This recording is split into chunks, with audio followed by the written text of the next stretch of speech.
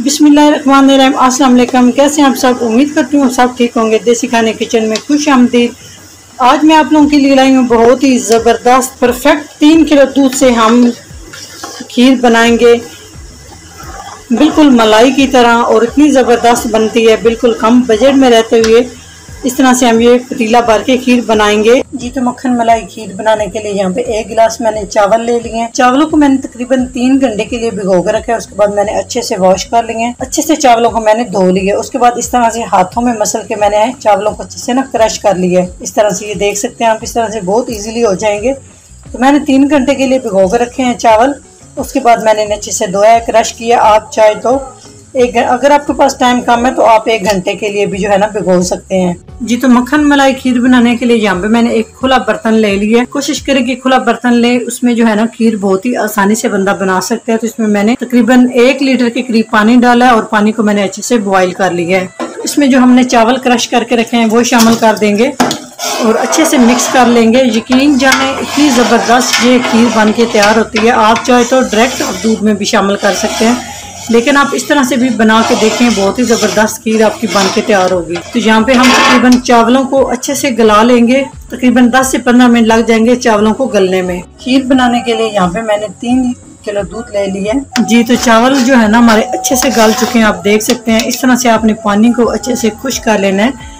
नजदीक करके मैं आपको दिखाती हूँ, इस तरह से ना बिल्कुल चावल होने चाहिए जी। तो पानी भी अच्छे से खुश्क हो चुका है। अभी हम इसमें दूध शामिल कर देंगे। कोशिश करें दूध जो है ना वो फुल फैट लें। बिस्मिल्लाहिर्रहमानिर्रहीम। दूध शामिल करने के बाद अच्छे से कर लेंगे मिक्स।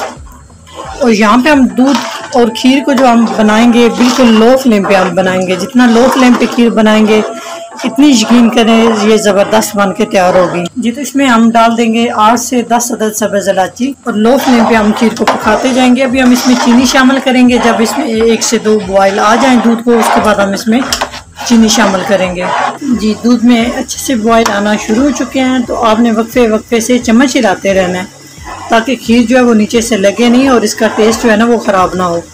ये अपने लाजमी इसको ना हिलाते रहना है वक्फे वक्फे से। तो यहाँ पे मैं इसमें नारियल शामिल कर रही हूँ। तकरीबन 4 खाने के चम्मच बिल्कुल बारीक सी कटिंग कर ली है। आप चाहे तो इसको कद्दूकश करके भी शामिल कर सकते हैं, लेकिन इस तरह से भी अच्छे से गल जाएगी। जब तक हमारी खीर रेडी होगी तब तक ये नारियल भी गल जाएगी।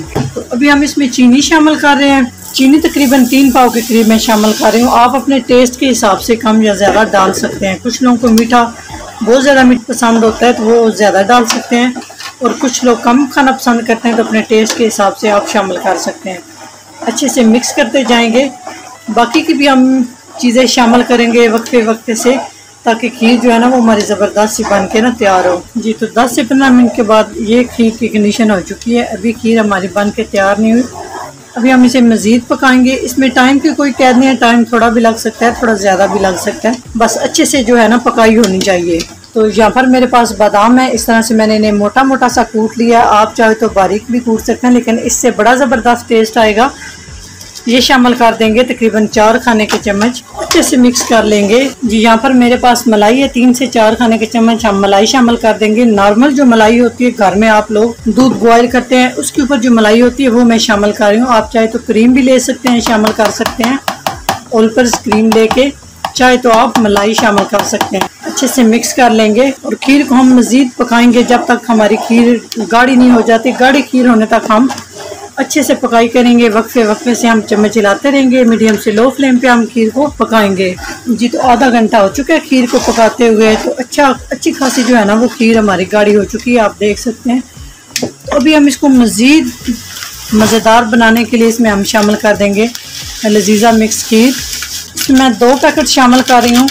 आप चाहे तो 1 भी शामिल कर सकते हैं, क्योंकि मैं खीर थोड़ी सी ज़्यादा बना रही हूँ तो इसलिए मैं इसमें 2 शामिल करूँगी जी। तो मैं इसमें 2 पैकेट शामिल कर रही हूँ। आप चाहे तो 1 भी कर सकते हैं, क्योंकि मैं खीर ज़्यादा बना रही हूँ तो इसलिए इसमें 2 पैकेट लजीजा मिक्स खीर के जाएंगे। तो अच्छे से मिक्स करेंगे ताकि कोई भी खुखली वगैरह ना इसमें बने।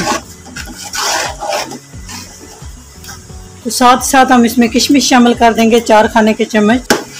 यकीन जाने ये सिंपल से तरीके से मैं खीर बना रही हूँ, लेकिन ये इतनी मज़े की बनती है, इतनी ज़बरदस्त बनती है।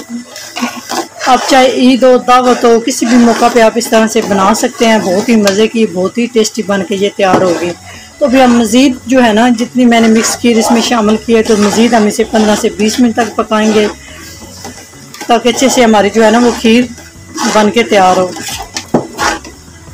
जी माशाल्लाह बहुत ही ज़बरदस्त जो है ना वो हमारी खीर बन के तैयार हो चुकी है, बिल्कुल मलाई की तरह। तो आप देख सकते हैं अभी ये आपको पतली लग रही होगी लेकिन पतली नहीं है। जब ये ठंडी होगी उस टाइम ये थिक हो जाएगी, थोड़ी सी ये सख्त हो जाएगी।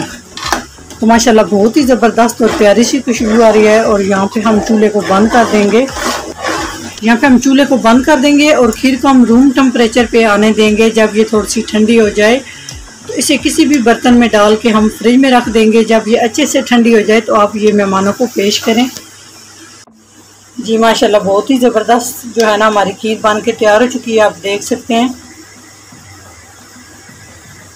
तो जब ये ठंडी हो जाएगी तो उस टाइम ये थोड़ी सी सख्त हो जाएगी। ठंडी होने के बाद इसे हम फ्रिज में रख देंगे और ऊपर से आप चाहे तो इसको गार्निश भी कर सकते हैं, लेकिन मैं इसको सिंपल इसी तरह रहने दूँगी। इस तरह भी यकीन जाने इतनी मज़े की होती है ये खीर।